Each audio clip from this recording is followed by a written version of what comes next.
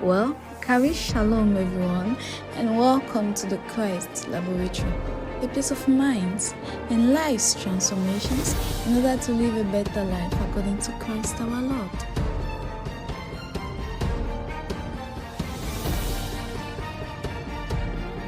Carrie Shalom, grâce et paix à vous au nom de notre Seigneur Jésus-Christ. Bienvenue dans le laboratoire de Christ, le frère Raphaël, comme à l'accoutumée, à votre service. Ce matin, je voudrais vous entretenir sur le sujet « Comment étudier la parole de Dieu ?» Avant de poursuivre, je voudrais déjà signaler que vous pouvez nous retrouver sur les plateformes Facebook, Instagram, TikTok, YouTube. Et nous allons également créer un groupe WhatsApp et vous verrez les liens en description. Vous pouvez cliquer et vous aurez au quotidien la parole de Dieu, des passages qui vont vous encourager dans la foi pour que vous soyez nourris, édifiés au quotidien. Alors n'hésitez pas. Et aimez également nos pages, aimez à Facebook, abonnez-vous massivement, oui, pour être à la page en ce qui concerne le laboratoire de Christ et son contenu. Alléluia. Sur ce, nous allons commencer en nous posant déjà des questions. Quand nous étudions, même à l'école, lorsque le professeur nous demandait de faire une étude de texte, il y avait des questions qu'on se posait au préalable. Et parmi ces questions, nous avons qui parle? À qui est-ce qu'il parle? De quoi est-ce qu'il parle? Dans quel but? Quel est le but du message? Donc, et nous allons prendre des cas pratiques. Des cas pratiques qui vont nous amener à voir comment est-ce qu'on fait pour étudier la parole de Dieu et ressortir la bonne interprétation. Et ne pas prendre un texte hors de son contexte. Et on nous a appris que lorsque vous prenez un texte hors de son contexte, vraiment, tout ce que vous dites n'a rien à voir avec la pensée de celui qui l'a écrit. Alors sur ce, nous allons commencer par le premier passage. 1 Corinthiens chapitre 9, le verset 27. Voici ce qui est dit. Je traite durement mon corps, je le maîtrise sévèrement, de peur qu'après avoir proclamé la bonne nouvelle aux autres, je ne me trouve moi-même disqualifié. La majeure partie des personnes qui ont lu ce passage-ci ont estimé que ici, Paul parlait de perdre le salut. C'est pourquoi il parle de la disqualification. Maintenant, nous, puisque nous allons étudier la parole de Dieu, nous allons voir de quoi est-ce que Paul parle depuis le début. Est-ce que Paul mentionne le salut? Est-ce que Paul parle du salut? Donc, la première question, qui parle? C'est l'apôtre Paul. La deuxième question, à qui? Aux Corinthiens. De quoi? C'est ça justement que nous allons voir. Ok, donc nous allons remonter. Nous allons remonter au verset 20. Lorsque je suis avec les Juifs, je vis comme eux, afin de les gagner. Lorsque je suis parmi ceux qui sont sous le régime de la loi de Moïse, je vis comme si j'étais moi-même assujetti à ce régime, bien que je ne le sois pas, afin de gagner ceux qui sont sous le régime de cette loi. Avec ceux qui ne sont pas sous ce régime, je vis comme n'étant pas non plus sous ce régime, afin de gagner au Christ ceux qui ne connaissent pas la loi. Bien entendu, cela ne veut pas dire que je ne me soumets pas à la loi de Dieu. Au contraire, je vis selon la loi du Christ. Dans mes relations avec les chrétiens mal affermis dans la foi, je vis comme l'un d'entre eux afin de les gagner. C'est ainsi que je me fais tout à tous afin d'en conduire au moins quelques-uns au salut par tous les moyens. Déjà ici, si on doit s'arrêter ici, il en ressort quelque chose. C'est que l'apôtre Paul dit qu'ils se font dans la masse de différentes catégories de personnes avec un seul but. d'amener ces personnes au salut, de faire comprendre à ces personnes le plan de Dieu, le projet de Dieu avant la création du monde et le sacrifice de Christ à la croix. Nous poursuivons. Verset 23. Or, tout cela, je le fais pour la cause de la bonne nouvelle, pour avoir part avec eux aux bénédictions qu'apporte la bonne nouvelle. Verset 24. Ne savez-vous pas que, sur un stade, tous les concurrents courent pour gagner et cependant un seul remporte le prix? Courez comme lui, de manière à gagner. Déjà au verset 24, nous voyons déjà l'image d'un ou des athlètes, ou de plusieurs athlètes. Et l'apôtre Paul nous parle de courir pour remporter un prix. Une course qui est faite afin de remporter le prix. Et le prix ici, ce n'est pas le salut. C'est le prix par rapport à une récompense. La récompense par rapport à un travail effectué. Nous continuons. Tous les athlètes, verset 25, s'imposent une discipline sévère dans tous les domaines pour recevoir une couronne, qui pourtant sera bien vite fanée, alors que nous aspirons à une couronne qui ne se flétrira jamais. C'est pourquoi si je cours, ce n'est pas à l'aveuglette, et si je m'exerce à la boxe, ce n'est pas en donnant des coups en l'air. Je traite durement mon corps, je le maîtrise sévèrement de peur qu'après avoir proclamé la bonne nouvelle aux autres, je ne me trouve moi-même disqualifié. Alors l'apôtre Paul parle du prix. Et si vous allez même au premier verset du chapitre 9, l'apôtre Paul déjà parle de ses droits en tant qu'apôtre, de ce qu'il n'a même pas voulu recevoir des Corinthiens, des biens matériels. Parce que ce que lui voulait par-dessus tout, c'était leur cœur. Gagner leur cœur à Christ. Et maintenant, ici, quand il parle de la discipline, il parle par rapport au mandat, la mission qu'il a reçue du Seigneur, qui était justement de faire connaître le Seigneur aux nations. Et il dit justement que pour accomplir cette mission, il faut qu'il soit discipliné. Sinon, il sera mis de côté. Sinon, il ne remportera pas le prix, la récompense. Donc, il n'est pas question du salut qu'on peut perdre. Non. Il est question d'une récompense qu'on peut justement perdre à la fin. Et rappelez-vous, quand il parle à son fils Timothée dans le livre de 2 Timothée, qu'est-ce qu'il dit à son fils? L'apôtre Paul dit à son fils, j'ai combattu le bon combat de la foi. J'ai achevé la course. J'ai gardé la foi. Maintenant, je sais que la couronne de justice m'est réservée. Vous voyez, l'apôtre Paul, en parlant à son fils Timothée, est en train de lui dire que j'ai accompli ma mission et maintenant, je sais que j'aurai une récompense. Donc, c'est en relation avec ce passage de 1 Corinthiens chapitre 9, verset 27. Il n'est pas question de perdre le salut. Nous allons prendre un autre passage. Philippiens chapitre 2. Philippiens chapitre 2, le verset 12. Je lis. Je lis à partir de la version Le Semeur.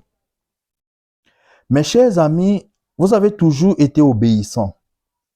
Faites donc fructifier votre salut avec crainte et respect, non seulement quand je suis présent, mais bien plus maintenant que je suis absent.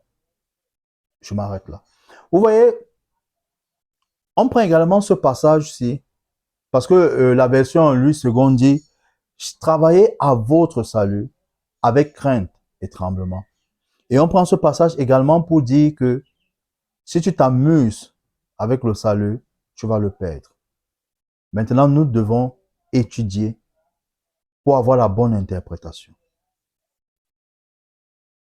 Déjà, même si nous devons utiliser la version Louis II, il est écrit « Travaillez à votre salut ». On n'a pas dit « Travaillez pour votre salut ». Je pense que ça fait toute la différence. Travaillez à votre salut, pas travailler pour votre salut. Et déjà, en passant, quand nous devons étudier la parole de Dieu, si nous n'avons pas un dictionnaire biblique adéquat, hébreu français ou grec français, nous devons avoir plusieurs autres versions de la Bible, plusieurs autres versions, pour que nous ayons une idée fixe de ce que ce passage nous donne comme instruction, nous donne comme enseignement. Donc, dans Philippiens chapitre 2, le verset 12, il dit travaillez à votre salut. Maintenant, la version, le semeur dit, faites donc fructifier votre salut. Faites donc fructifier. Et nous savons que quand on parle de fructifier, on parle de faire en sorte qu'il y ait des fruits, de faire en sorte que, qu'il y ait une visibilité, voilà, par rapport à ce que vous proclamez. La version NIV dit, walk out your salvation. Et walk out veut simplement dire démontre, faire ressortir, rend visible, rend manifeste le salut que tu proclames avoir. Tu as cru au Seigneur Jésus. Maintenant, qu'on puisse voir Christ en toi. Vous voyez, si on ne prend pas le temps d'étudier, de regarder d'autres versions, de regarder des commentaires, d'avoir des Bibles même d'études, nous allons avoir une mauvaise interprétation et nous allons dire des choses qui ne vont pas bénir, édifier les autres. En fait, nous allons dire des choses qui n'ont rien à voir avec la pensée de Dieu. Donc, Philippiens chapitre 2, le verset 12, ne nous parle pas de perdre le salut, mais nous demande de rendre visible, de rendre manifeste le salut que nous avons déjà en Christ. Alléluia. Alléluia. Ok, nous allons continuer notre étude. Nous allons prendre un autre passage que beaucoup également ont mal interprété. Nous allons aller directement dans le livre des Hébreux. Le livre des Hébreux, on va prendre le chapitre 10. Chapitre 10, à partir du verset 26. On va lire de 26 à 27.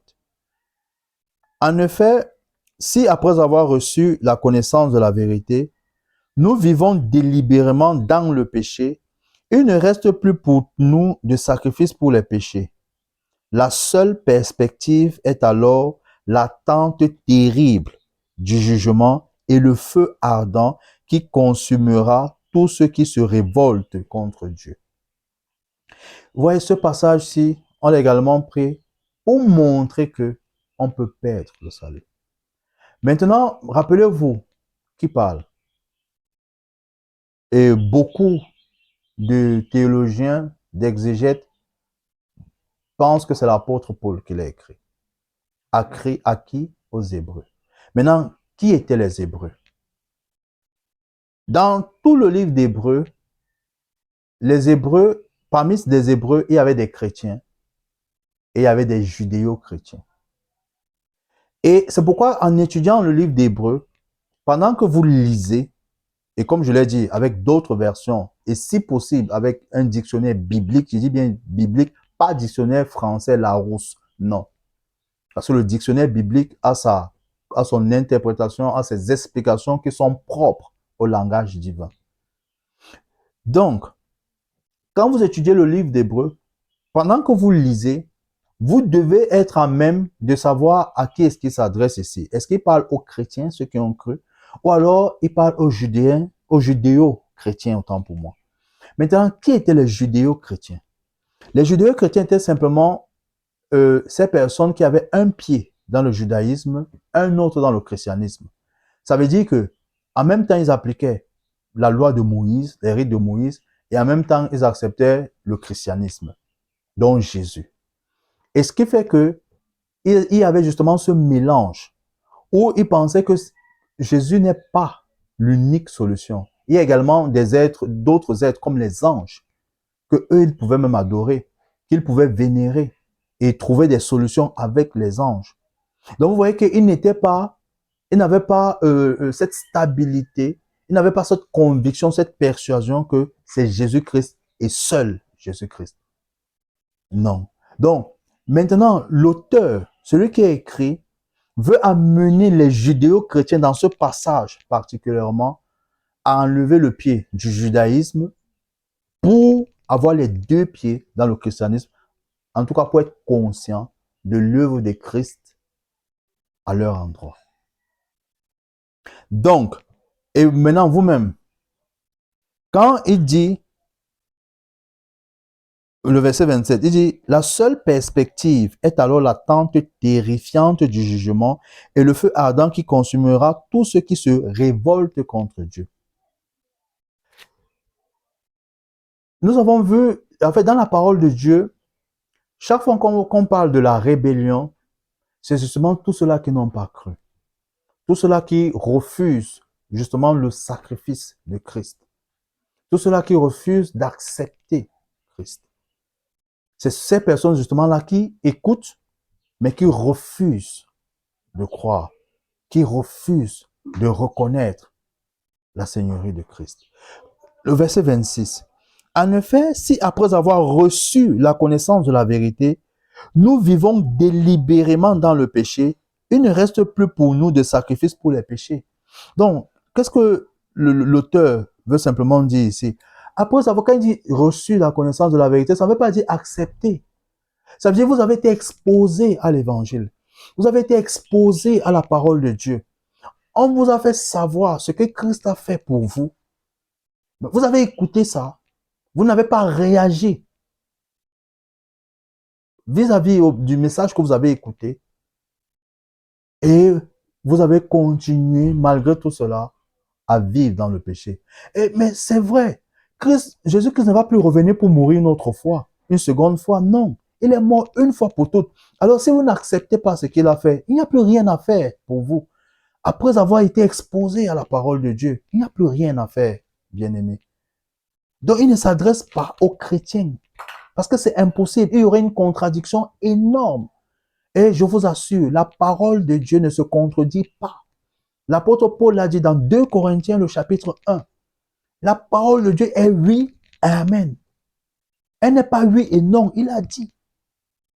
Il n'y a pas de contradiction. Restez connectés pour la suite de cette vidéo.